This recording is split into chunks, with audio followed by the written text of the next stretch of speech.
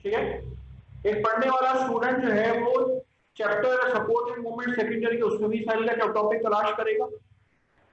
Chapter 3 control coordination उसके अंदर भी सेल का टॉपिक जो है वो तलाश करेगा। तो एक स्टूडेंट जो है वो आपके पास हर तरह से सेल को पढ़ने की कोशिश करेगा, ठीक है। जहां जहां से वो सेल पढ़ सकता है वहां से वो सेल पढ़ने की कोशिश करेगा। बात को आगे बढ़ाते हैं। आपसे मेम्ब्रेन बाउंडेड ऑर्गेनेल के बारे में बात हुई थी, क्रोमोसोम के बारे में बात हुई थी। क्रोमोसोम को हम क्या कहते हैं? क्रोमोसोम को हम कहते हैं क्वाइल्ड क्रोमैटिन, ठीक है। क्रोमोसोम हम कहते हैं this is actually what, this is actually coiled chromatin, ठीक है। और क्रोमोसोम को हम डिफाइन करते हैं this is actually what, this is actually uncoiled chromatin, ठीक है। This is actually what, this is actually uncoiled chromatin, chromonema. Okay, तो क्रोमोसोम क्वाइल्ड क्रोमैटिन है, क्रोमोनिमा आपके पास अनक्वाइल्ड क्रोमैटिन है। बाकी आपसे क्रोमोसोम को जब हमने खोला था तो उसमें दानेनुमा स्ट्रक्चर नजर आए थे, क्रोमोमियर्स कहलाते हैं। ये भी बात आपसे हुई थी। ये सब बातें आपको पता होनी चाहिए। जो दाने आपके पास मौजूद हैं उन दानों को वो बने हुए किसके हैं? वो हिस्टोन प्रोटीन के बने, ठीक है। जो दाने आपके पास वो हिस्टोन प्रोटीन के जो है वो बने हुए। चलें, 8 दानों का मजमुआ जो है वो आपके पास क्या कहलाता है? 8 दानों का जो मजमुआ है वो कहलाता है आपके पास एक अदद न्यूक्लियोसोम, ठीक है। तो न्यूक्लियोसोम वगैरह के बारे में आपसे बात हुई। आप मंडे को टेस्ट देकर आ रहे हैं, टेस्ट को इतना मुश्किल नहीं था, ठीक है। बहुत बेसिक्स थी उसके अंदर,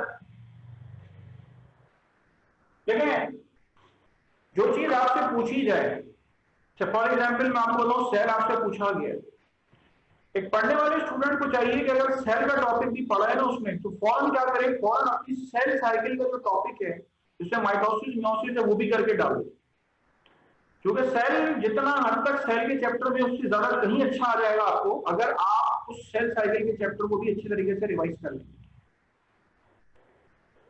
तो ये चीजें आपके पास है कि आपने सेल साइकिल भी रिवाइज कर लेना है, ठीक है। जहां जहां से आप सेल रिवाइज कर सकते हैं बेटा वहां से आपने जो है वो सेल का टॉपिक जो है वो रिवाइज कर लिया, ठीक है। चलें, इसके बाद आइए further next to it is, आगे बात करने जा रहा हूं आपसे।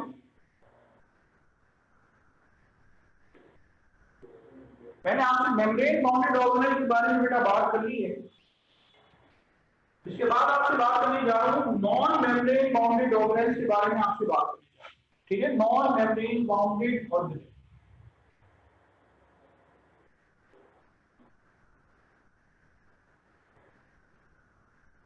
Non membrane bounded organelle.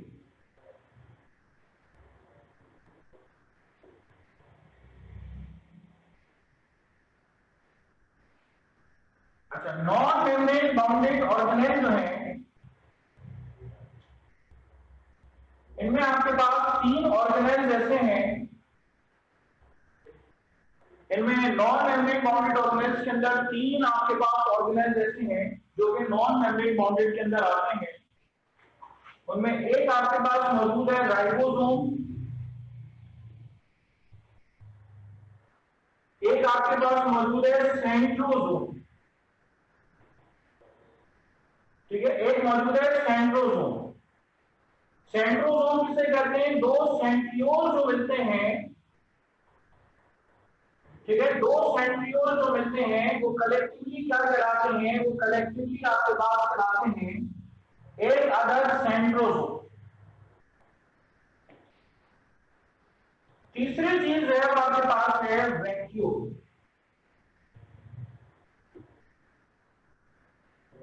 ठीक है। तीसरी जो चीज आपके पास मौजूद है वो आपके पास मौजूद है वैक्यूल, ठीक है। तो इसमें सबसे पहले आपसे बात करने जा रहा हूं किसके बारे में? सबसे पहले आपसे बात करने जा रहा हूं राइबोसोम के बारे में।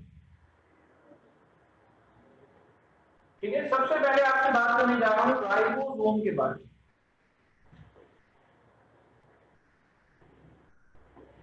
देखिए बेटा, अगर आप में से कोई राइबोसोम के बारे में नहीं जानता, ठीक है, फॉर एग्जाम्पल आप में से कोई राइबोसोम के बारे में अगर नहीं जानता, तो इतना सुन लीजिए कि आपकी नॉलेज जो है वो बहुत ज्यादा कम है बेटा, आपको बहुत ज्यादा इंप्रूव करने की जरूरत है।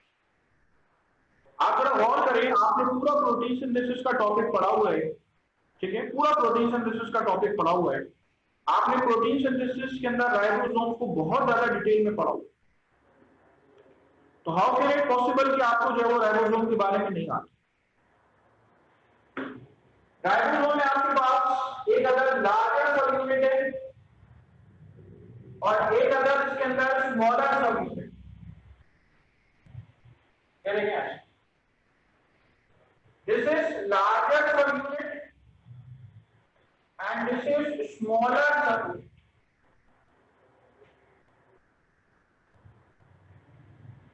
अच्छा, राइबोसोम के बारे में बात करें, कोई मेमोरी नहीं होती, इसमें 50 टाइप्स ऑफ प्रोटीन्स होते हैं, ये बना हुआ होता है 50 टाइप्स ऑफ प्रोटीन्स का, ठीक है, this is made up of 50 types of proteins plus ribonucleic acid. साथ ही साथ इसमें क्या मौजूद है, साथ ही साथ इसके अंदर मौजूद है राइबोन्यूक्लिक एसिड, ठीक है, साथ ही साथ उसके अंदर मौजूद है राइबोन्यूक्लिक एसिड, आरएनए। तो अब किसी के ध्यान में ये बात आएगी कि सर इसके अंदर आरएनए कौन सा है, इसके अंदर मौजूद है राइबोसोमल आरएनए। आरएनए तीन तरह के होते हैं, एक होता है ट्रांसफर आरएनए, एक होता है मैसेंजर आरएनए, एक होता है राइबोसोमल आरएनए। ये कौन से आरएनए का बना हुआ होता है? ये राइबोसोमल आरएनए का बना होता है, ठीक है, ये राइबोसोमल आरएनए का बना होता है। So this is made up of 50 different types of proteins plus ribosomal RNA, ठीक है, ये इनका बना होता है।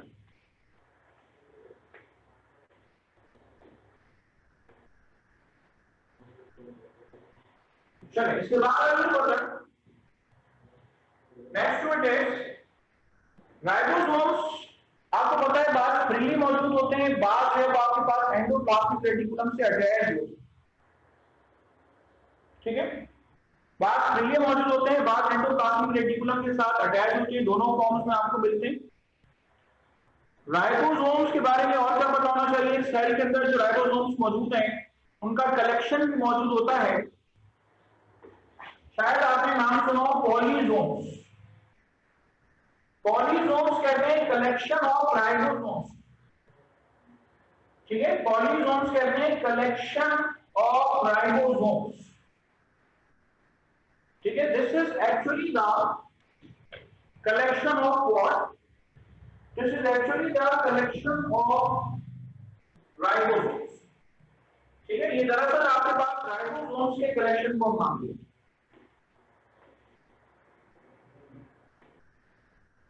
अच्छा, इसके बाद आगे बढ़ते, शायद आपने न्यूरॉन के अंदर सुना हो कि न्यूरॉन जो है वो आपके पास उसमें राइबोसोम्स का कलेक्शन होता है, वो कहलाता है निजल ग्रैन्यूल्स।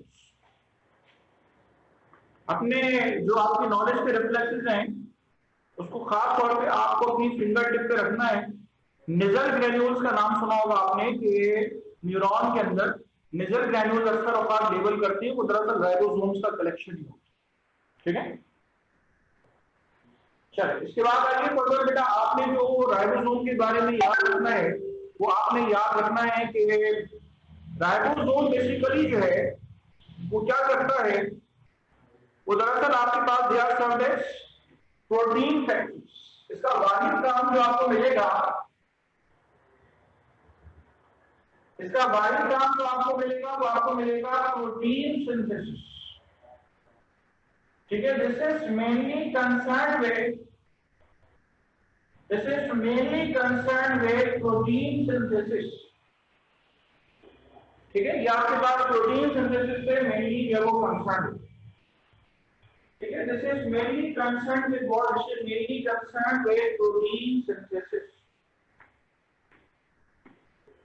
ठीक है, चलो ये प्रोटीन सिंथेसिस में रोल प्ले करता है, इसलिए आपके पास ये क्या कहलाता है, इसलिए आपके पास ये प्रोटीन फैक्ट्री कहलाता है। अच्छा बेटा और से सुन लीजिए, मैंने आपको पीछे रफ एंडोप्लाज्मिक रेटिकुलम के बारे में बताया था कि बहुत सारे जो है वो धागे जब राइबोसोम्स बना देता है तो उन धागों को आपस में जोड़ने का काम कौन करता है, आपस में जोड़ने का काम रफ एंडोप्लाज्मिक रेटिकुलम करता है। राइबोसोम्स का बेटा काम क्या है, राइबोसोम्स का काम है कि राइबोसोम जो है वो आपके पास इसके सुराख में दाखिल होता है मैसेंजर आरएनए, ये इसका सुराख है, इसमें दाखिल होता है मैसेंजर आरएनए। जो मैसेंजर आरएनए सुराख में दाखिल होता है, तो सुराख में दाखिल होने के बाद ये जो मैसेंजर आरएनए है, यहां पे आपके पास ट्रांसफर आरएनए आता है, ये ट्रांसफर आरएनए आता है, या फिर कमर का अमीनो एसिड उठाया हुआ होता है, वो आके बैठता है, ठीक है, वो आके बैठता है और आके बैठने के बाद क्या करता है, आके बैठने के बाद जो है वो प्रोटीन सिंथेसिस के अंदर जो है रोल प्ले करता है। ठीक है, तो राइबोसोम का ऐसा काम क्या है, राइबोसोम का काम ऐसा है कि एक एक अमीनो एसिड को आपस में जोड़ के प्रोटीन बनाने का काम जो है वो आपके पास राइबोसोम करता है। अब मैं आपको इसकी अहमियत बताऊंगा, आप सारे जो 11th और जो इंटर बोर्ड के स्टूडेंट्स मेरी बात सुन रहे हैं, जरा आप गौर करें, सिकल सेल एनीमिया रिकॉल करें। सिकल सेल एनीमिया में क्या होता है, glutamic acid is replaced by valine. जो हीमोग्लोबिन प्रोटीन एचबीए होता है वो एचबीएस बन जाता है, एचबीएस2 बनता है क्योंकि glutamic acid is replaced by valine. और ये जो रिप्लेसमेंट होती है क्यों होती है, इस वजह से होती है कि बीच में एक नाइट्रोजनस बेस गलत हो जाती है मैसेंजर आरएनए में। उसके गलत होने की वजह से क्या होता है, उसके गलत होने की वजह से आपके पास जो प्रोटीन बनता है वो सही नहीं बनता। ठीक है, जो प्रोटीन बनता है वो आपके पास सही नहीं बनता। Glutamic acid is replaced by what, glutamic acid is replaced by valine. तो पॉइंट आउट क्या करना चाहता हूं, पॉइंट आउट ये करना चाहता हूं कि एक एक अमीनो एसिड को एक के बाद एक जोड़ना जो है ये किसकी जिम्मेदारी है, एक के बाद एक जोड़ना जो है ये जिम्मेदारी है आपके पास इसकी राइबोसोम की जिम्मेदारी। ठीक है, तो राइबोसोम क्या करता है, एक एक अमीनो एसिड को आपस में जोड़ता है according to the information provided by the messenger RNA. जो मैसेंजर आरएनए मौजूद है उसकी इंफॉर्मेशन के मुताबिक, ठीक है, उसको आपस में जोड़ने में रोल प्ले करता है। ठीक है, राइबोसोम। चलो इसके बाद आ जाइए further, next to it is, अच्छा जब ये मैसेंजर आरएनए क्या करेगा, प्रोटीन बना देगा, ठीक है, अमीनो एसिड्स को जोड़ देगा, तो ये मैसेंजर आरएनए इसमें से निकल जाएगा। वो प्रोटीन सिंथेसिस के टॉपिक में इंशाल्लाह पूरी डिटेल में आएगा। सिकल सेल एनीमिया में एक अमीनो एसिड गलत लगा, तो किस वजह से गलत लगा, क्योंकि मैसेंजर आरएनए गलत था, और उसकी वजह से क्या हुआ, उसकी वजह से हीमोग्लोबिन की वजह हीमोग्लोबिन एस बन गया। जब हीमोग्लोबिन एस बन गया तो हीमोग्लोबिन एस बनने की वजह से क्या हुआ, आपके पास हीमोग्लोबिन एस बनने की वजह से, हीमोग्लोबिन एस बनने की वजह से आपके पास अब जो है वो सिकल सेल एनीमिया जैसी बड़ी बीमारी होगी। ठीक है, मैं ये नहीं कह रहा हूं कि राइबोसोम का कोई डिफेक्ट है, मैं आपसे बेटा ये कह रहा हूं कि जो मैसेंजर आरएनए डीएनए से बनकर आए वो गलत था, तो राइबोसोम ने भी गलत प्रोटीन बना कर दी। ठीक है, चलिए this is about what, this is about ribosome. अच्छा एक बात और, आप अपनी किताब पर आज पढ़ेंगे, देखिए किताब की रीडिंग जो है वो बहुत जरूरी है, मस्ट है। आप में से कोई ये कहे कि भाई मैं किताब की रीडिंग नहीं दूंगा, मैं बड़ा उसके बगैर ही कर लूंगा, मैं सिर्फ नोट्स पढ़ूंगा या कोई और, आप याद रखें किताब की रीडिंग ऐसी दे लें कि उसके नंबर, उसका पेज नंबर तक आपको याद हो जाए। जब आप किताब पढ़ेंगे तो बेटा एक सेंटेंस लिखा हुआ मिलेगा, राइबोसोम सर्व एज राइबोजाइम्स। ठीक है, राइबोसोम जो है वो राइबोजाइम के तौर पर काम करते हैं। ठीक है, राइबोसोम जो है वो राइबोजाइम के तौर पर काम करते हैं। क्या मतलब राइबोजाइम के तौर पे काम करता है, क्या मतलब राइबोजाइम के तौर पे काम करता है, और तो सुनिएगा, कि जब अमाइनो एसिड्स आपस में जुड़ते हैं तो इन अमाइनो एसिड्स के दरमियान आपस में बॉन्ड बनाना जरूरी होता है। ठीक है, इन अमाइनो एसिड्स के दरमियान में इनमें आपस में बॉन्ड बनाना जरूरी होता है। तो ये जो बॉन्ड फॉर्मेशन होती है इनके दरमियान, अमाइनो एसिड्स के दरमियान जो पेप्टाइड बॉन्ड की फॉर्मेशन होती है, ये पेप्टाइड बॉन्ड जो आपके पास मौजूद है इसकी फॉर्मेशन में आपके पास रोल प्ले करता है कौन? राइबोसोम। और राइबोसोम किसके तौर पे काम करता है? राइबोसोम इसलिए आपके पास बेटा राइबोजाइम के तौर पे काम करता है, राइबोजाइम के तौर पे काम करता है और इस पेप्टाइड बॉन्ड की फॉर्मेशन में रोल प्ले करता है। आपको पता होना चाहिए भाई पेप्टाइड बॉन्ड कैसे बनता है, एक में से H निकलता है, एक में से OH निकलते हैं, दोनों अमाइनो एसिड्स में से दोनों अमाइनो एसिड आपस में जुड़ जाते हैं, लेकिन वहां पे एंजाइम चाहिए, तो ये राइबोसोम क्या करता है? एंजाइम के तौर पे काम करता है। ठीक है, एवरी नूक एंड कॉर्नर आपको बेटा राइबोसोम के बारे में पता होना चाहिए। मैंने आपसे लास्ट टाइम बात की थी माइटोकॉन्ड्रिया की ऑटोनोमस एग्जिस्टेंस होती है, यानी कि उसके पास सारी चीजें अपनी होती हैं। ठीक है, माइटोकॉन्ड्रिया के पास सारी चीजें अपनी होती हैं, उसका अपना डीएनए होता है। ठीक है, उसका अपना डीएनए मौजूद होता है। तो बेटा इसके अंदर जरा गौर से सुन लें कि माइटोकॉन्ड्रिया के अंदर उसके अपने राइबोसोम्स मौजूद होते हैं। ठीक है, माइटोकॉन्ड्रिया के अंदर उसके अपने राइबोसोम्स मौजूद होते हैं। ठीक है, वो जो माइटोकॉन्ड्रिया के अंदर उसके अपने राइबोसोम्स मौजूद हैं, वो आपके पास माइटोकॉन्ड्रिया को क्या करते हैं? माइटोकॉन्ड्रिया को जो है वो प्रोटीन बना कर देते हैं। ठीक है, they help in the synthesis of what? They help in the synthesis of proteins. ठीक है, वो प्रोटीन की सिंथेसिस में जो है वो आपके पास रोल प्ले कर रहे हो। ठीक है, चलिए इसको कॉपी कर लें। और भी कोई बात राइबोसोम के हवाले से याद आए? मैं फिलहाल राइबोसोम की बात करूं, मैं टाइप्स ऑफ मैसेंजर आरएनए की बात नहीं करूं, तो फिर पूरी क्लास है वो राइबोसोम भी हो जाती। ठीक है, इसमें से नोट कर लें, फिर आगे बात करते हैं। 1 मिनट दे रहा हूं।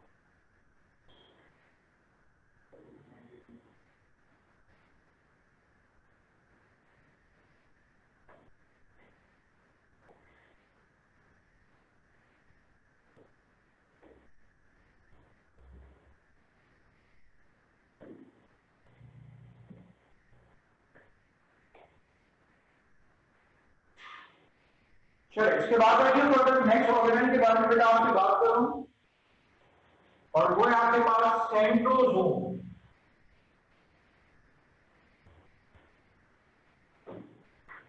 ठीक है, नेक्स्ट जो ऑर्गेनेल है, ठीक है, नेक्स्ट जो ऑर्गेनेल है जिसके बारे में आपसे बात कर रहा हूं वो आपके पास क्या है? वो आपके पास है सेंट्रोसोम। और जो आप इधर हो देखें, एक सेंट्रोसोम 2 सेंट्रियोल से मिलकर बनता है। एक आम स्टार के अंदर 5 कोने होते हैं, ये एक ऐसा स्टार है जिसके अंदर 9 कोने आपको मिलेंगे।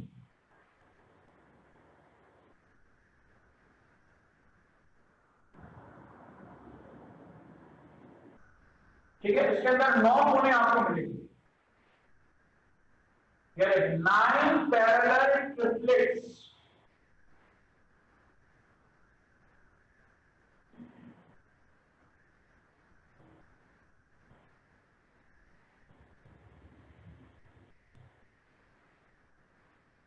ठीक है, there are total 9 parallel triplets. 9 parallel triplets. किसके ट्रिपलेट्स हैं ये? माइक्रोट्यूब्यूल्स के ट्रिपलेट्स। ठीक है, ये जो आपको इसमें एक नजर आ रहा है, ये एक के आपके पास माइक्रोट्यूब्यूल, ठीक है, दिस इज द माइक्रोट्यूब्यूल, ठीक है। ये जो आपको एक नजर आ रहा है, ये एक है आपके पास माइक्रोट्यूब्यूल, ठीक है। 9 parallel triplets of hollow cylindrical 9 parallel triplets of hollow cylindrical microtubules, ठीक है। 9 triplets आपको उसके अंदर नजर आ, बिल्कुल जिस तरह ये आपके पास एक मार्कर का कैप है, ये अंदर से खाली होता, तो सेंट्रियोल ऐसा होता, ठीक है। एक सेंट्रियोल ऐसा होता है, ये प्लास्टिक का बना हुआ है, वो माइक्रोट्यूब्यूल्स का बना है। माइक्रोट्यूब्यूल्स किसके बने होते हैं? ट्यूब्यूलिन प्रोटीन, ठीक है, वो ट्यूब्यूलिन प्रोटीन के बने होते हैं। अब एक सेंट्रियोल ये रहा, अगर मैं इसके बराबर में एक और सेंट्रियोल बना दूं, ठीक है, अगर मैं इसके बराबर में एक और सेंट्रियोल बना दूं, ठीक है, अगर मैं इसके बराबर में एक और सेंट्रियोल बना दूं, तो ये दोनों मिलकर कलेक्टिवली क्या कराएंगे? ये दोनों मिलकर कलेक्टिवली कराएंगे आपके पास एक अलग सेंट्रोसोम, ठीक है, दोनों मिलकर कलेक्टिवली एक अलग सेंट्रोसोम कराएंगे। सेंट्रोसोम में बेटा सेंटर कवर क्यों आ रहा है? क्योंकि ये एनिमल सेल में मौजूद होता है और इसके सेंटर के करीब होता है, यानी न्यूक्लियस के करीब होता है। न्यूक्लियस एनिमल सेल में सेंटर के करीब होता है, तो ये सेंटर के करीब होता है, इसलिए सेंटर कवर आ रहा है। कितने होते हैं? एक होता है या दो होते हैं, ठीक है। अगर सेल डिवीजन के बारे में बात करें तो सेल डिवीजन में आपको दो भी मिल सकते हैं, ठीक है। सेल डिवीजन में आपको एक भी मिल सकता है, डिपेंड करता है कि आपके पास सेल की स्टेज कौन सी है, मियोसिस 1 है, मियोसिस 2 है या माइटोसिस है, कौन सी स्टेज है। तो ऐसा होता है कि आपके पास दो भी मिल सकते हैं और एक भी मिल सकते हैं, बहुत ज्यादा नहीं होती है, सेंटर के आसपास पाए जाते हैं। जहन में अगर सर काम क्या करता है, सबको पता होना चाहिए कि एक सेल डिवीजन के दौरान जो है, एक सेल के डिवीजन के दौरान जो है, ये सेल है, इसमें आपके पास फोल्ड बनते हैं और फिर स्पिंडल फाइबर्स की फॉर्मेशन होती है। स्पिंडल फाइबर्स की फॉर्मेशन होती है और उसमें से एस्टर फाइबर्स की फॉर्मेशन होती है,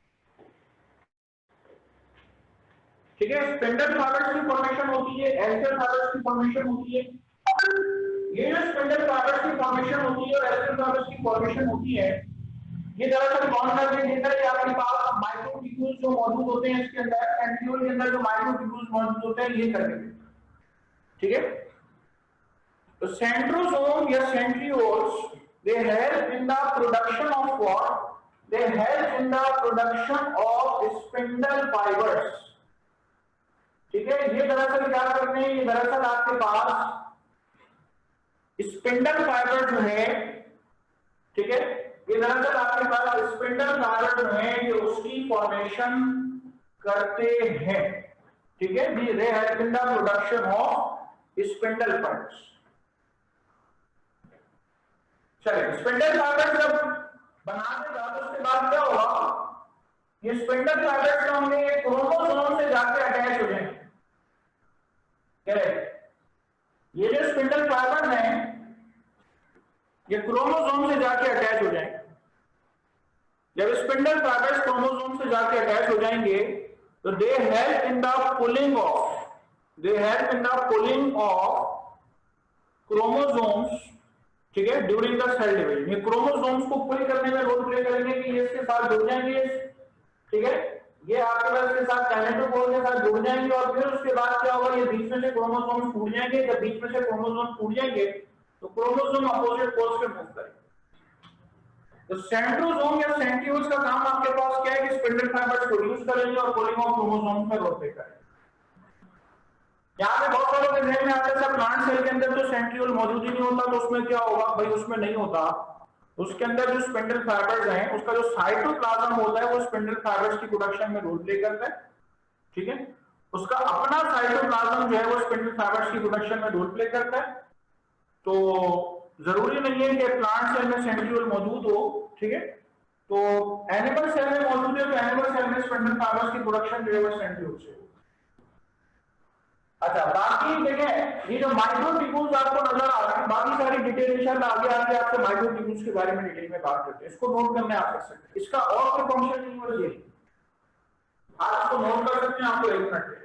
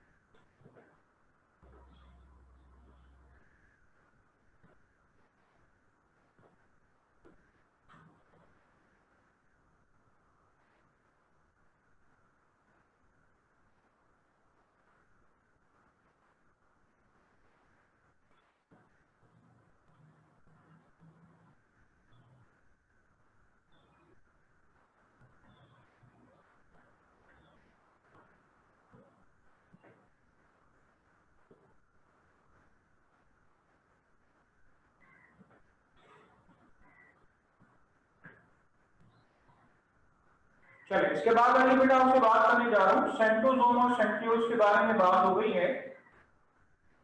अच्छा बेटा, चूंकि यहाँ पे स्ट्रक्चर बना हुआ है तो मैं आपको ये बताना चाह रहा हूँ कि किसी भी यूग्लिना के अंदर जो फ्लैजिलम मौजूद है, या क्लेमिडोमोनास में जो फ्लैजिलम मौजूद है, या ट्राइगोनोसोमा में जो फ्लैजिलम मौजूद है, उसका स्ट्रक्चर जो है, माइक्रोट्यूब्यूल्स जो मौजूद है, उसका स्ट्रक्चर जो है वो एक्चुअली किससे रिजेंबल करता है? वो एक्चुअली सेंट्रियोल से रिजेंबल करता है। वो भी माइक्रोट्यूब्यूल से बना होता है, ये भी आपके पास माइक्रोट्यूब्यूल से बना होता है। वहां पे 9 डबलेट्स होते हैं, यहाँ पे 9 ट्रिपलेट्स होते हैं। अक्सर जगह पे मैंने देखा ये सवाल पूछ लेते हैं, ठीक है। मैं आपको याद कराता हूं, मैंने इससे पहले फ्लैजिलम के स्ट्रक्चर के अंदर ये रहे, मैंने आपको इस तरह का स्ट्रक्चर बना के बताया, ठीक है। ये मैंने आपको 9 डबलेट्स बना के बताया कि 2 3 4 5 6 7 8 और ये 9, ठीक है। तो ये 9 डबलेट बेटा आपके पास मौजूद होते हैं इसके अंदर, ठीक है। इसके अंदर एक अलग फ्लैजिलम के, ठीक है, ये 9 डबलेट्स आपको मिले। चले, इसके बाद आइए फर्दर नेक्स्ट मीटिंग आपसे बात करने जा रहा हूं सेंट्रोसोम सेंट्रियोल के बारे में बात होगी। नोट करना आप कर सकते हैं, ठीक है। 2 मिनट ले लो, नोट कर लें आप।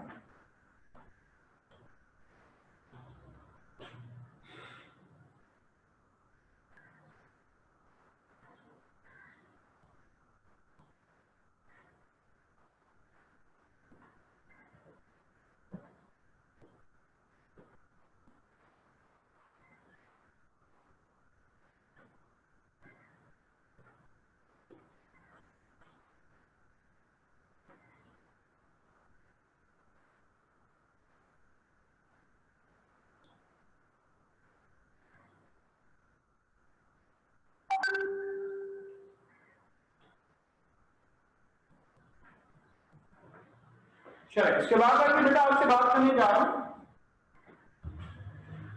नॉन मेम्ब्रेन बॉन्डेड ऑर्गेनेल में, आपसे बात करने जा रहा हूं वैक्यूल के बारे में।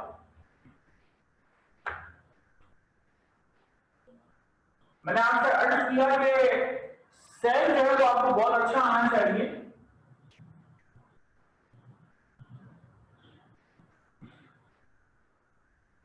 लेकिन वैक्यूल के बारे में आपसे बात करो, ये आपके पास एक अलग प्लांट सेल है,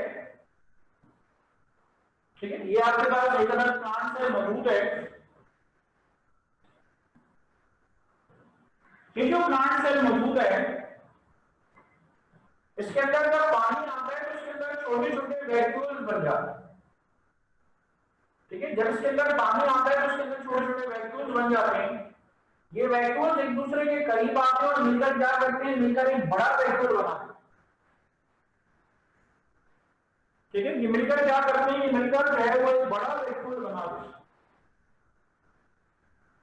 जब ये मिलकर बड़ा वैक्यूल बना देते हैं, ठीक है, तो होता ये है कि प्लांट सेल के अंदर आपको क्या मिलता है, प्लांट सेल के अंदर जो है, प्लांट सेल के अंदर आपको एक बहुत बड़ा लार्ज वैक्यूल जो है वो नजर आ रहा है। ठीक है, it has a large vacuole. ठीक है, ये आपके पास एक कलर जो है वो आपको लार्ज वैक्यूल जो है वो नजर आ रहा है। Okay, this is actually what, this is actually a large vacuole. वैसे तो ये नॉन मेम्ब्रेन बाउंडेड ऑर्गेनेल्स में शामिल है आपकी किताब में, लेकिन इसकी मेम्ब्रेन जो है वो एक्चुअली ट्रू मेम्ब्रेन नहीं होती है, बनी होती है जिसकी tonoplast. This is made up of what, this is made up of tonoplast. ये बनी होती है जिसकी, ये बनी होती है टोनोप्लास्ट। ठीक है, this is actually not a true membrane. ये एक अलग ट्रू मेम्ब्रेन कंसीडर नहीं की जाती। ठीक है, ये एक अलग ट्रू मेम्ब्रेन कंसीडर नहीं की जाती। अच्छा, अब अगर आपसे बात की जाए इसके अंदर होता क्या है, इसके अंदर जमा हुआ होता है सेल सेल।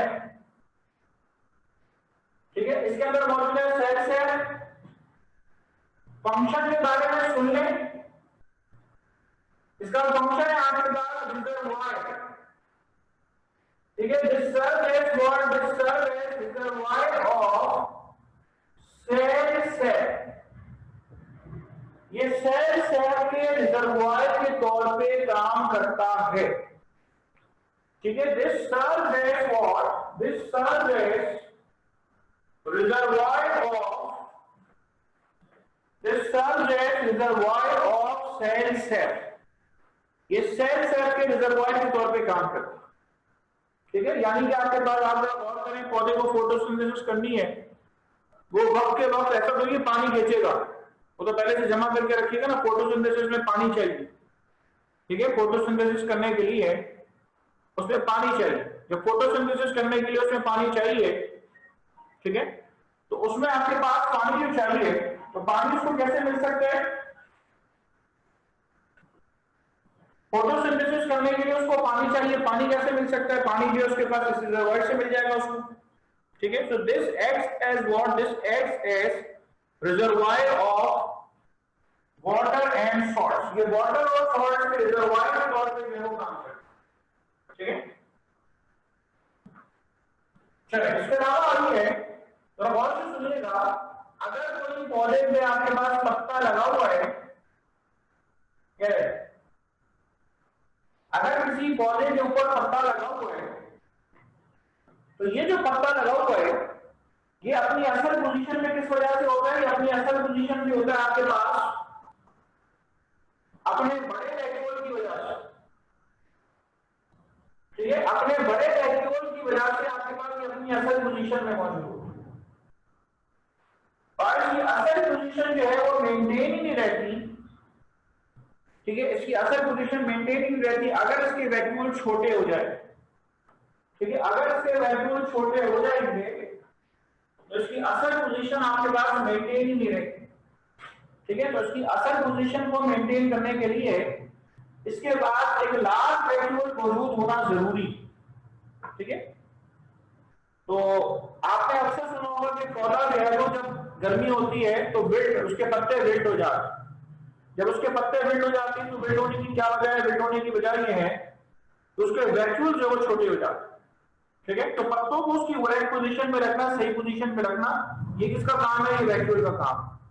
जब पौधे को पानी देते हैं तो पत्ता फिर अपनी पोजीशन पे आ जाता है। और पत्ते की अगर पोजीशन जो इंपॉर्टेंट है, पत्ते की अपनी पोजीशन अगर सही नहीं होगी तो सूरज की रोशनी सही नहीं पड़ेगी, फोटोसिंथेसिस सही नहीं कर सकता। ठीक है, तो वैक्यूल जो है वो आपके पास उसका सीधा होना बहुत जरूरी है। ठीक है, मेंटेन स्टर्डिलिटी।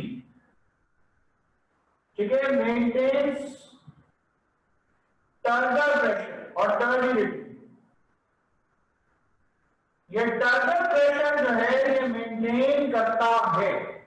ठीक है, this actually maintains the turbidity और टर्गर प्रेशर। ठीक है, ये आपके पास टर्बिडिटी या टर्गर प्रेशर जो है ये मेंटेन करता है। ठीक है,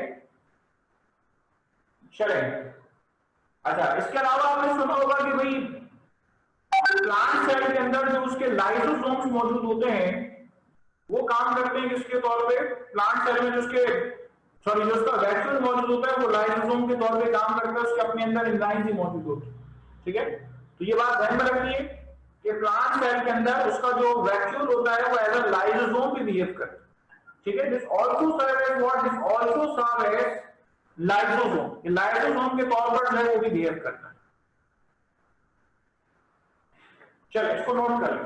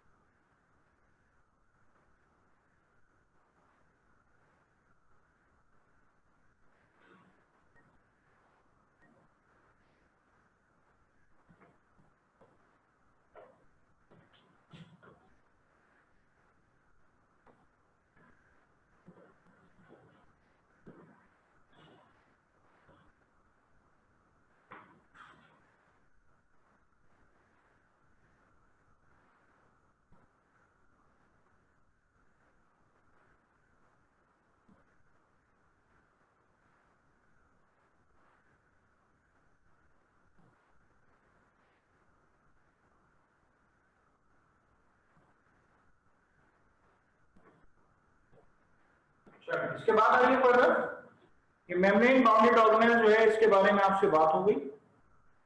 ठीक है, नॉन मेम्ब्रेन बाउंडेड ऑर्गेनेल्स के बारे में आपसे बात हो गई। इसके बाद आइए साइटोस्केलेटन। ठीक है, सेल का जो स्केलेटन बना रहा होता है उसके बारे में आपसे बात करनी है। साइटोस्केलेटन के अंदर तीन चीजें मौजूद हैं, माइक्रोट्यूब्यूल्स, माइक्रोफिलामेंट्स और इंटरमीडिएट फिलामेंट्स। ठीक है, microtubules, microfilaments and intermediate filaments.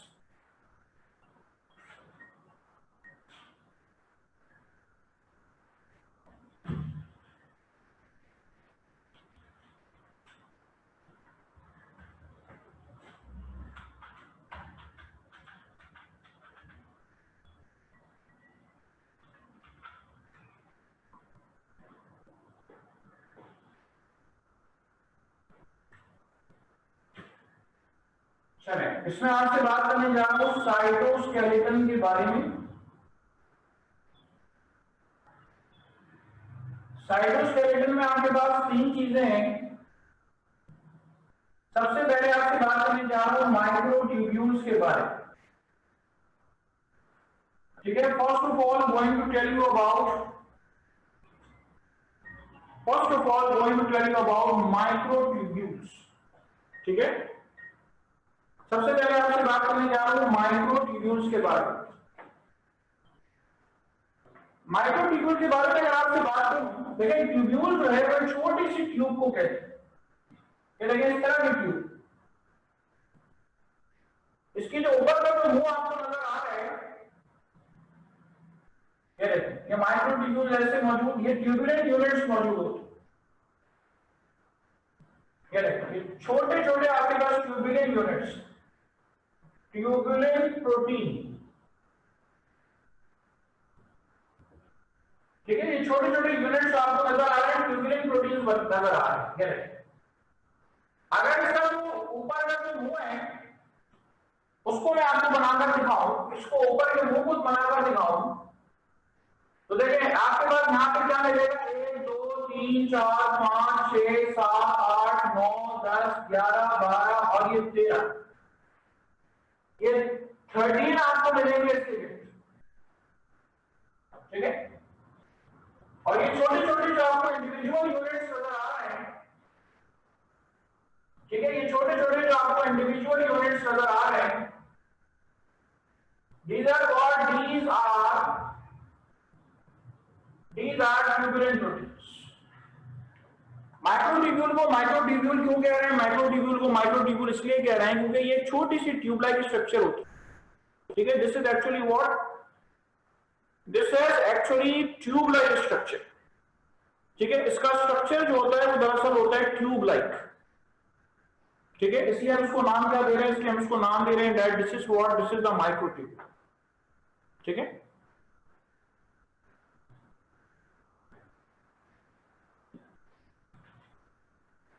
चलिए नेक्स्ट टू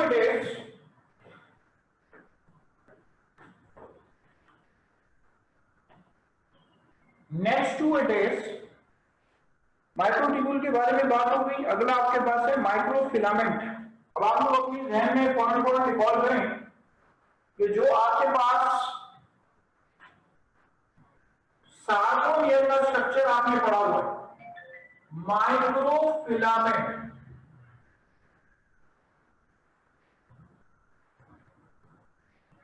जो आपने माइक्रोफिलामेंट का स्ट्रक्चर पढ़ा हुआ है, और देखिएगा आपने एक्टिन प्रोटीन पढ़ा है, आपने मायोसिन प्रोटीन पढ़ा है, ठीक है। जो एक्टिन प्रोटीन होता है वो देखिए ऐसा हो,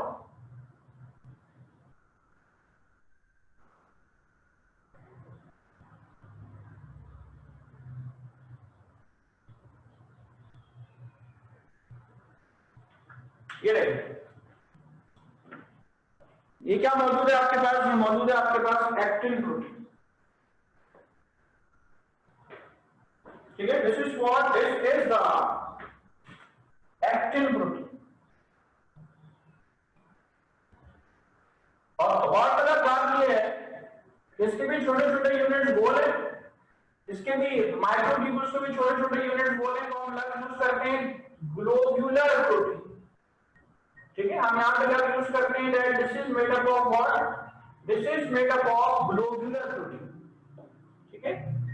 ये क्या आपके पास, ये आपके पास ग्लोब्यूलर प्रोटीन के बने, ठीक है। This is made up of globular protein.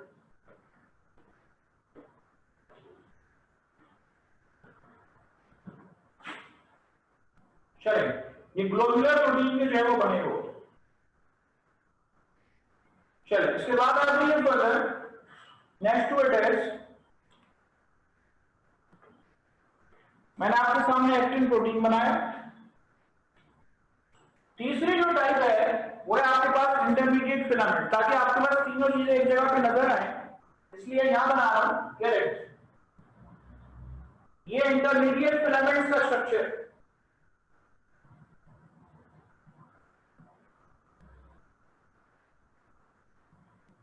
ये देखो इस तरह का, ये आपके पास इंटरमीडिएट फिलामेंट का स्ट्रक्चर, दिस इज इंटरमीडिएट, यहां लिखो इंटरमीडिएट। इंटरमीडिएट की स्पेलिंग में समझता हूं सबको आती होगी, आप सारे अभी इंटरमीडिएट के students. This is intermediate filament, ठीक है। ये आपके पास इंटरमीडिएट फिलामेंट। अगर और देखिए इसके फाइबर प्रोटीन है, ये ग्लोब्यूलर है, ये आपके पास क्या है, ये आपके पास फाइबर प्रोटीन, ठीक है। This is what, this is the fibrous protein. दरअसल आपके पास फाइब्रस प्रोटीन्स के बने हो, ठीक है, इंडिविजुअल भाग में। और आपको क्या लिखा हुआ मिलेगा, आपको लिखा हुआ मिलेगा they have the rope like structure. इनका स्ट्रक्चर जो होता है वो रोप लाइक होता है। रोप लाइक यानी कि इनका स्ट्रक्चर जो होता है वो होता है रस्सी नुमा। अगर आप कोई रस्सी खोले, ठीक है, रस्सी में जो बल बने हुए होते हैं, आमतौर पर रस्सी जो खुलती नहीं, बनाई ऐसी जाती, लेकिन जब आप रस्सी के बल खोलते हैं, ठीक है, जब आप रस्सी के बल खोलते हैं तो वो जो रस्सी के बल है, ठीक है, वो जो रस्सी के बल है आपके पास, वो जब आप खोलते हैं तो हर धागा अलग अलग हो जाता है, ठीक है। So this is made up of what? This is actually made up of fibrous proteins, ठीक है। ये फाइब्रस प्रोटीन्स के जो है वो बने हो। चलिए, this is made up of what, this is made up of fibrous proteins. चलिए, ये तीन तरह के साइटोस्केलेटल एलिमेंट्स हैं, आपको पता होंगे, नोट कर लीजिए, बना लें खुद है। अच्छा, एक बात ध्यान में आएगी कि बेटे कि सर इसको इंटरमीडिएट क्यों कहते हैं, जरा और से ये भी सुन लें।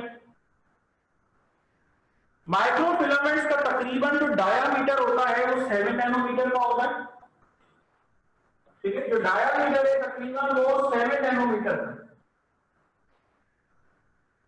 तकरीबन आपके पास जो इसका डायामीटर है वो है 24 नैनोमीटर। इंटरमीडिएट फिलामेंट का जो डायमीटर है वो तकरीबन आपके पास कितना है, आपके पास है 11 नैनोमीटर। ठीक है, इसका जो डायमीटर आपके पास है वो तकरीबन है आपके पास 11 नैनोमीटर। तो इस वजह से क्या है, इस वजह से आपके पास इन तीनों के जो डायमीटर हैं उस तरीके से हैं। इंटरमीडिएट का 11 नैनोमीटर तकरीबन इन दोनों के दरमियानी है। ठीक है, माइक्रोट्यूब्यूल तकरीबन 24 नैनोमीटर के और माइक्रो फिलामेंट जो है वो आपके पास 7 नैनोमीटर। ठीक है, तो तीनों के डायमीटर्स में आपके पास एक्चुअली फर्क होता है। चलिए कुछ नोट करना है आप कर लें, फिर उसके बाद आगे बात करें।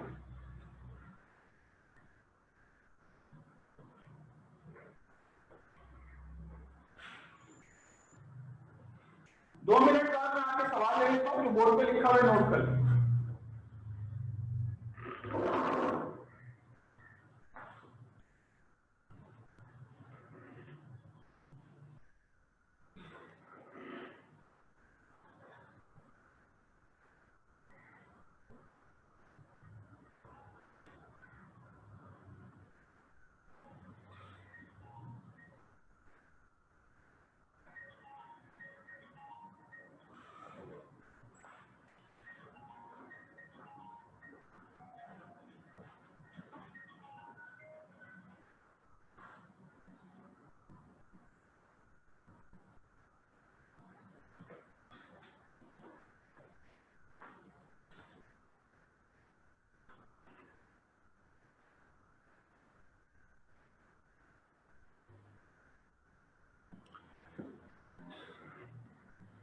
चले सबसे पहले जो जिन लोगों ने लास्ट टाइम क्वेश्चन किया हो और अभी ठीक है, बिस्मिल्लाह। चले अंदर, अस्सलाम वालेकुम अंदर, कैसे हैं आप? खैरियत से हैं? वालेकुम अस्सलाम सर, आप कैसे हैं? बड़ा करम है सर मेरा क्वेश्चन ये है कि जो प्रोकैरियोट्स होते हैं उनके पास तो न्यूक्लियस नहीं होता ना, तो उनके पास राइबोसोम्स कैसे बनते हैं? साइटोप्लाज्म के अंदर। देखें, पहली बात तो आपने चले प्रोकैरियोट्स की बात की, इससे मुझे एक और बात आपको बताना मतलब अच्छी चाहिए कि देखें राइबोसोम्स जो प्रोकैरियोट्स में होते हैं वो प्रोकैरियोटिक राइबोसोम्स होते हैं और जो यूकैरियोट्स होते हैं उनके अंदर राइबोसोम्स डिफरेंट होते हैं। तमाम स्टूडेंट मेरी बात बेटा गौर से सुनिएगा। राइबोसोम का साइज जो है उसका एक यूनिट है सिविट बॉक्स। आप कहीं भी लिखा हुआ देखेंगे ना, आप लिखा हुआ देखेंगे 30s और 50s वगैरह या 70s, इस तरह से लिखा हुआ देखेंगे civet box, SVEDBERG civet box. Civet box जो है वो राइबोसोम को जो साइज हम नोटिफाई करते हैं वो सिविट बॉक्स में नोटिफाई करते हैं। ठीक है, सिविट बॉक्स। सिविट बॉक्स कहलाते हैं molecular mass upon size ratio.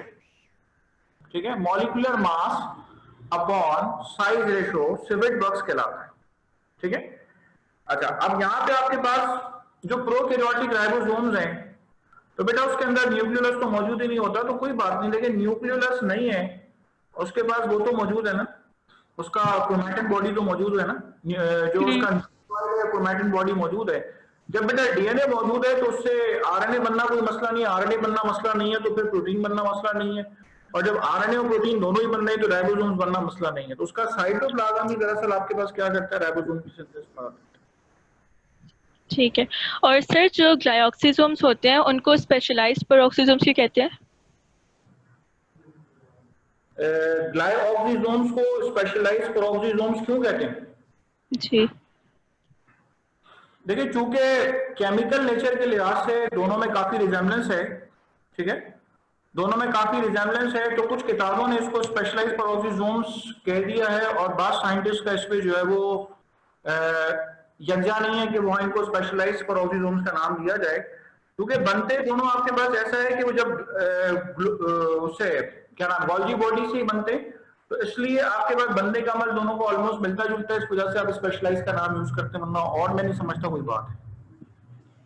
Sir लेकिन दोनों का फंक्शन तो टोटली डिफरेंट है ना, मतलब पेरोक्सिसोम्स डिटॉक्सिफिकेशन करते हैं तो ये कि लाइसोसोम का साइज बड़ा है, ग्लाइऑक्सिसोम पेरोक्सिसोम साइज में एक ही है, लेकिन उनकी जो केमिकल नेचर है वो आपके पास कुछ हद तक जो है वो किसी जगह पर जाके मैच करती होगी, जिसकी वजह से इन दोनों को इसको स्पेशलाइज्ड लाइसोसोम का नाम दिया, स्पेशलाइज्ड पेरोक्सिसोम।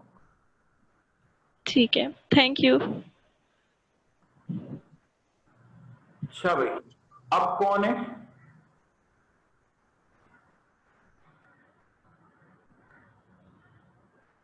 जी अस्सलाम वालेकुम। अच्छा मलाइका, फिर बंद कर दिया, चले कोई बात नहीं। हाँ बेटा, ये कौन है? मुझे थोड़ा सा FAZ अस्सलाम कर। वालेकुम सर। हाँ नाम बेटा बताइए। वालेकुम अस्सलाम। रबिया फरीद। हाँ बेटा, रबिया सवाल करिए। सर मेरा क्वेश्चन है कि ग्लाइऑक्सी, हमारी बुक में लिखा है कि ग्लाइऑक्सीजोम सिर्फ सीडलिंग स्टेज पे प्रेजेंट होते हैं, तो ऐसा क्यों होता है प्लांट? देखिए पहली बात तो ये है कि आप ग्लाइकोजेनेसिस का फंक्शन मुझे रिवाइज करा देंगे। सर ग्लूकोनियोजेनेसिस, लिपिड से ग्लूकोज बनाता है। तो जब फोटोसिंथेसिस करने के काबिल हो गया है तो फोटोसिंथेसिस के दौरान तो वो तो ग्लूकोज वैसे ही बना रहे हैं ना। जब बेटा वो जी वैसे ही सर। ग्लूकोज बना रहा है तो उसको क्या जरूरत है कि लिपिड्स और प्रोटीन से ग्लूकोज बनाए? उसको तो जरूरत ही नहीं है कि वो लिपिड्स और प्रोटीन से ग्लूकोज बनाए।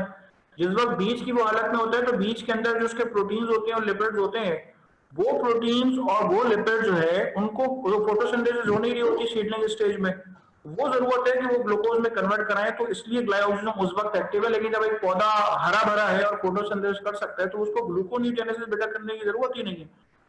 तो अगर ओके सर। ग्लाइकोजेनेसिस हम सीडलिंग के अलावा पौधे के अंदर ढूंढेंगे तो हमें नहीं मिलेंगे या कम मिलेंगे। ठीक है, तो वजह ओके ये है सर। कि आपके पास उसको जरूरत ही नहीं है। ग्लूकोनियोजेनेसिस का फंक्शन याद रखें और आपके सवाल का जवाब आपको मिल जाएगा। नया ग्लूकोज बनाना, नया ग्लूकोज से बनाते लिपिड और प्रोटीन से ग्लूकोज बनाना, और फिर फोटोसिंथेसिस के जरिए कार्बन डाइऑक्साइड वाटर के जरिए ग्लूकोज बन रहा है तो वो कार्बन डाइऑक्साइड और वाटर के जरिए ग्लूकोज बनाएगा, ना कि वो लिपिड्स और प्रोटीन से ग्लूकोज बनाएगा। वो बड़ा मुश्किल काम है उसके लिए लिपिड और प्रोटीन से ग्लूकोज बनाना। तो इसलिए सिर्फ सीडलिंग स्टेज में फोटोसिंथेसिस ना होने की वजह से ऐसा करते हैं। Okay sir, thank you.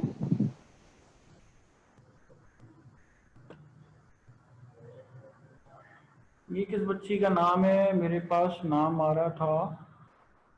अच्छा भाई, चले नहीं करते।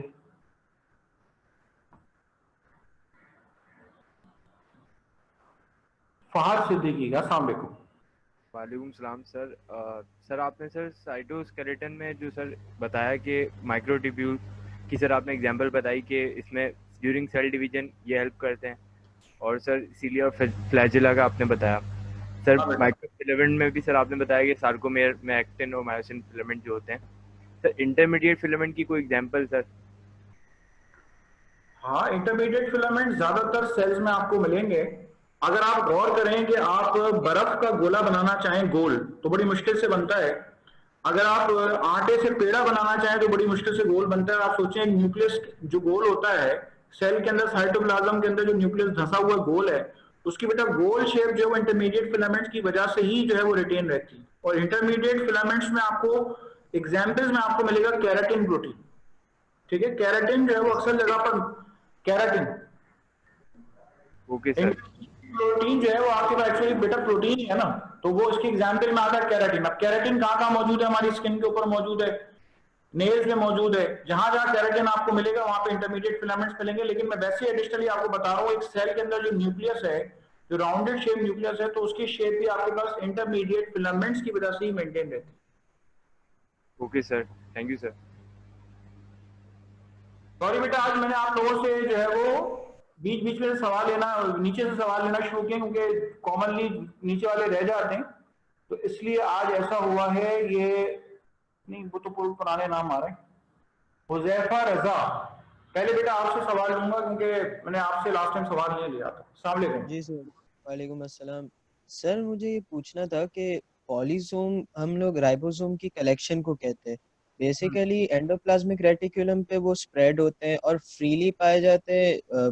जब वो फ्रीली पाए जाते हैं तब वो पॉलीसोम की सूरत में पाए जाते हैं। पॉलीसोम कब आता है, कहाँ आता है? देखिए, जब साइटोप्लाज्म में फ्रीली मौजूद है ना, तो फ्रीली मौजूद होते हुए उन राइबोसोम्स का कलेक्शन बन जाता है बहुत सारा, तो उसको पॉलीसोम का नाम देते हैं। फ्रीली जब फ्लोट कर रहे होते हैं तभी? जी हाँ, जब वो साइटोप्लाज्म के अंदर बेटा, जब वो एक तो पहली बात है कि एक अटैच और फ्री दो हो गए। एक जो है राइबोसोम जो कि एंडोप्लाज्मिक रेटिकुलम से जुड़ा हुआ है, उसको तो छोड़ दें आप। लेकिन साइटोप्लाज्म में मौजूद रहते हुए अब उसमें भी वो फ्रीली नहीं होते बल्कि एक दूसरे के करीब गुच्छा बना लेते, उस गुच्छे को कहते हैं हम पॉलीसोम्स। या निजल ग्रेन्यूल्स का नाम आपने सुना होगा न्यूरॉन के अंदर, ठीक जी है। जी न्यूरॉन के अंदर जो नेजल ग्रेन्यूल्स एक्चुअली मौजूद होते हैं, ठीक है, वो जी नेजल जी ग्रेन्यूल्स आपके पास क्या होते हैं, वो दरअसल राइबोसोम्स का कलेक्शन होता है, वहां पे तो एंडोप्लाज्मिक रेटिकुलम से नहीं जुड़े हुए ना, बल्कि वो साइटोप्लाज्म में एग्रीगेट हुए हैं, तो उसको हम नेजल ग्रेन्यूल्स का नाम दे रहे होते हैं। ठीक है सर। और ये जो आपने और ये लिखा है कि अगर आप मेरी बात पकड़ें कि नेजल ग्रेन्यूल्स में राइबोसोम्स के अलावा भी चीजें होती हैं, ठीक है, तो मेरी बात पकड़ में ना आया, अगर आप इंशाल्लाह मेडिकल में आगे जाएंगे और वहां पे आप किताब में इसके अलावा भी बातें पढ़ेंगे, क्योंकि हिस्टोलॉजी बड़ी वास्ट है, तो मैंने आपको ये कहा है कि नेजल ग्रेन्यूल्स में ज्यादातर नंबर जो है वो राइबोसोम्स का होता है। जी ठीक जी है सर, बेटा, क्योंकि मैंने भी पढ़ा था कि रफ एंडोप्लाज्मिक रेटिकुलम भी होता है। अच्छा सर, ये जो आपने माइक्रोट्यूब्यूल की डायग्राम बनाई है, इसके क्रॉस सेक्शन में जो 13 है, ये आप ट्यूबुलिन प्रोटीन्स की बात कर रहे थे?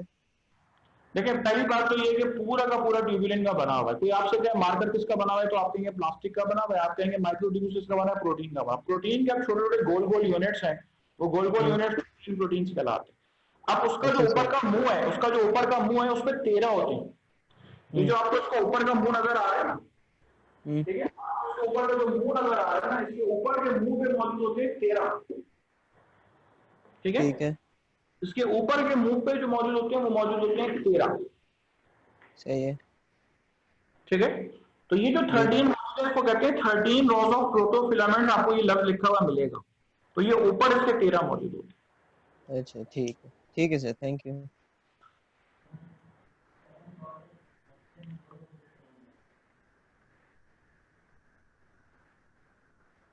जी अस्सलाम वालेकुम अलैकुम। अस्सलामुअलैकुम सर, मेरा क्वेश्चन ये है कि एंडोप्लाज्मिक रेटिकुलम विटामिन डी की सिंथेसिस में भी वर्क करते हैं? पूछा है आपने, बताया है। सर पूछ रही हूँ मैं। हाँ बेटा, सूरज की रोशनी जब आपकी स्किन के ऊपर पड़ती है तो होता यह है कि आपने ये सुना है ना कि सूरज की रोशनी से हमें विटामिन डी मिलता है, तो सूरज की रोशनी में जो अल्ट्रावायलेट रेज होती है, तो हमारी स्किन के सेल्स में जो एंडोप्लाज्मिक रेटिकुलम होता है वो क्या करता है, वो पहले से एक बना हुआ कंपाउंड होता है, उसको एक फॉर्म से दूसरी फॉर्म में चेंज कर देता है। इससे क्या होता है आपके पास, इससे विटामिन डी का कुछ पार्ट बन जाता है। अगर मैं आपको याद करूं, आपकी नॉर्मल क्लास में मैंने आपको विटामिन डी का नाम बताया 1,25 डाइहाइड्रोक्सी कॉलीकैल्सीफेरॉल, मैंने आपको बताया हुआ है। अब ये जो कंपाउंड है ना, इतना बड़ा कंपाउंड है, वन कैल्सीफेरॉल या वन कॉलीकैल्सीफेरॉल या 25 कॉलीकैल्सीफेरॉल, ये किडनी में भी बनेगा, ये लिवर में भी बनेगा, ये स्किन में बनेगा, ये फौरन से नहीं बन जाता है। तो इसकी फॉर्मेशन जो है स्किन, किडनी, लिवर 3 जगह पर होती है, और खास तौर पे जो ये 3 जगह पे बनता है, तो वहां का एंडोप्लाज्मिक रेटिकुलम बेटा इसकी फॉर्मेशन में जो रोल प्ले करता है। तो फाइनली विटामिन डी 1,25 डाइहाइड्रोक्सी कॉलीकैल्सीफेरॉल की फॉर्मेशन होती है। Vitamin D D1 D2 D3 कई टाइप्स उसकी एग्जिस्ट करती हैं, और इंसान इसीलिए एक्सटर्नली विटामिन डी नहीं लेता, बल्कि सिर्फ सन एक्सपोजर जब होता है तो उसको विटामिन डी मिल जाता है। ठीक है बेटा। और सर मेरा नेक्स्ट क्वेश्चन ये है कि सर लाइसोसोमल डिजीजेस जेनेटिक नहीं हो सकती? क्योंकि लास्ट टाइम आपसे किसी ने क्वेश्चन पूछा था तो माइलिन शीट वाला के मतलब मदर का सही वर्क कर रहा होता है लाइसोसोम, तो वो उसके फिर बच्चों में उस वक्त तक तो ठीक होता है, लेकिन अगर लाइसोसोम के एंजाइम में डिफेक्ट है तो फिर बाद में वो डिसअपीयर होना शुरू हो जाती है। तो क्या सर वो जेनेटिकली नहीं हो सकता लाइसोसोम? मेरी बात सुन ले, हो सकता है मदर को भी हो। हाँ मैं जरा बात करूं। देखिए बेटा, बात सारी है कि थोड़ा सा आपको अपना विजन ब्रॉड करना पड़ेगा। आप एक बात ही बताएं कि टेसेक्स, वॉशर्स, फिनाइल, जितनी बीमारियां आपने पढ़ी हुई सारी की सारी ऑटोसोमल रिसेसिव डिसऑर्डर्स हैं। ऑटोसोमल रिसेसिव के लिए दोनों जीन्स का मौजूद होना बेटा जरूरी होता है। जब दोनों जीन्स मौजूद होंगे तभी बीमारी आएगी। फर्क है कि माँ के पास एक जीन सही है और एक खराब है, तो माँ तो नॉर्मल होगी ना। जब बेटा माँ नॉर्मल है और किसी वजह से अगर इनहेरिटेंस, फैमिली मैरिजेस हुई और बच्चे के अंदर वो दोनों चीज एक जगह पे एग्रीगेट हो गए और बच्चे के अंदर फॉर एग्जाम्पल वो बीमारी आ गई है, तो बच्चा जो है वो मैटरनल बॉडी से जब तक मुंसलिक था तो उसकी माइलिन सिंथेसिस मदर के लिए, मदर की जिम्मेदारी थी। ठीक है, मदर के अंदर जो कंटेंट्स है उसकी जिम्मेदारी थी, वगैरह वगैरह, जो भी उसकी ब्रेन वगैरह की सिंथेसिस हुई वगैरह वगैरह। अब कहते हैं कि ऐसा है कि जब वो अपने तौर पे जो है वो अपनी लाइफ स्पेंड कर रहा है, तो उसमें क्या हो रहा है आपको, उसमें आपको मिल रहा है कि वो जो माइलिन जो है वो लॉस्ट होता जा रहा है। जब वो माइलिन लॉस्ट होता जा रहा है, ठीक है, डीमाइलिनेशन हो रही है, तो वजह यही है कि वो जीन्स उसके पास नहीं है। जीन्स एंजाइम नहीं बनाएंगे, हेक्सोसामाइनेडेज, ग्लूकोसेरेब्रोसाइडेज, ये गैलेक्टोसाइडेज। क्योंकि बेटा डीमाइलिनेशन जो होती है ना, ये तीनों बीमारियों में होती है। तीनों बीमारियों में होती है। आपने ग्रे मैटर व्हाइट मैटर का नाम सुना हुआ है। आपको पता है व्हाइट मैटर जो Yes. मेनली शीट का बना होता है, तो व्हाइट मैटर जो है, जो हम सीटी स्कैन वगैरह देखते हैं तो व्हाइट मैटर हमें डिसअपियर मिलता है। क्यों? माइलिन लॉस हो रहा है। जब माइलिन लॉस हो रहा है उसी से पहचान में आता है कि हाँ टी6 है, गॉशर्ड है या क्रेबीज है। तो इसलिए आपके पास माँ को बीमारी नहीं है, बच्चे को बीमारी जेनेटिक डिसऑर्डर है। और याद रखिए जेनेटिक डिसऑर्डर तभी तो एक वन जीन एंजाइम हाइपोथेसिस आपने पढ़ी है कि एक जीन एक एंजाइम बना सकता है। ठीक है, Yes. चलें नेक्स्ट। और सर मैं बाकी मुझे 2 MCQs पूछने थे। हाँ पूछें। सर वो लास्ट टेस्ट वाले हैं, तो वो उसमें एक में था कि pancreas tissues from a freshly killed rat was removed, placed in warm isotonic saline solution, and radioactively labeled amino acid were added. At intervals after adding the amino acid, samples of the tissue were removed, sections cut at the sites of the radioactivity determined. Which one of the following represents the orders in which radioactivity appeared in organisms? तो sir हमें इसका किस तरह पता चलेगा? देखिए, सबसे पहले तो बेटा आप मुझे एक बात बताएं, छोटी सी बात बताएं, जो आपको हमने ऑप्शन दिए हुए थे। एंडोप्लाज्मिक रेटिकुलम चीजें निकली कहाँ जाती हैं? गोल्गी बॉडीज की पिछली जगह से दाखिल होती हैं और फिर उसके स्पेस से दाखिल होती हैं, ट्रांसफेस से निकल के बाहर आती हैं। क्या ऐसा होता है? Yes sir. एंडोप्लाज्मिक रेटिकुलम से चीजें निकलती हैं, गोल्गी बॉडीज में जाती हैं बॉडी में। तो इन ऑप्शन में सबसे पहला जो ऑप्शन है वो एंडोप्लाज्मिक रेटिकुलम के बाद जो गोल्गी बॉडी है, आपने वो ऑप्शन जो है वो सिलेक्ट करते हुए आगे बढ़ना है। अब उसके बाद जो है वो वेसिकल्स की शक्ल इख्तियार करती हैं और वेसिकल्स की शक्ल इख्तियार करके अब वो वेसिकल सेल मेम्ब्रेन से आके अटैच होगा और एक्सोसाइटोसिस के जरिए वो बाहर जाएगा। ठीक है, एक्सोसाइटोसिस के जरिए बाहर जाएगा। तो ये पूरा पाथवे है। अब इसमें बात पूछें कि आपको क्या बात समझ में नहीं आई? आप ये समझ रही है गोल्गी बॉडी से एंडोप्लाज्मिक रेटिकुलम में जाती है, तो ऐसा नहीं होगा। नहीं सर, मतलब मुझे ये समझ नहीं आया कि मतलब अमाइनो एसिड लेबल किस पे होंगे, तो सर क्या हमें वो चेक करने फिर एंडोप्लाज्मिक रेटिकुलम में फिर मतलब रफ एंडोप्लाज्मिक पे क्योंकि राइबोस है तो वहाँ फिर प्रोटीन अमाइनो एसिड जाएंगे प्रोटीन बनाने के लिए, तो उसमें सबसे ज्यादा होंगे, फिर उसके बाद स्मूथ में उससे कम। क्या यूं हमें देखना है? आपके पास तो क्या और फिर वो मॉडिफिकेशंस के लिए बहुत डिफरेंट। देखिए आपके पास ए बी ऑप्शंस में क्या अलग अलग दिया हुआ है? स्मूथ और रफ का अलग अलग दिया हुआ है क्या? सर मतलब एक रे में दिया हुआ है ना कि जैसे ए में है गोल्जी apparatus, फिर उसके बाद smooth endoplasmic reticulum, rough endoplasmic reticulum, secretary vesicles, उसके बाद बी में फिर दोबारा। तो मतलब वो एक रे में दिया हुआ है ना, तो मतलब हमें देखना क्या है कि सबसे ज्यादा किसमें, फिर उससे कम, फिर उससे कम, फिर उसमें कम। ये इस तरह से चेक करेंगे।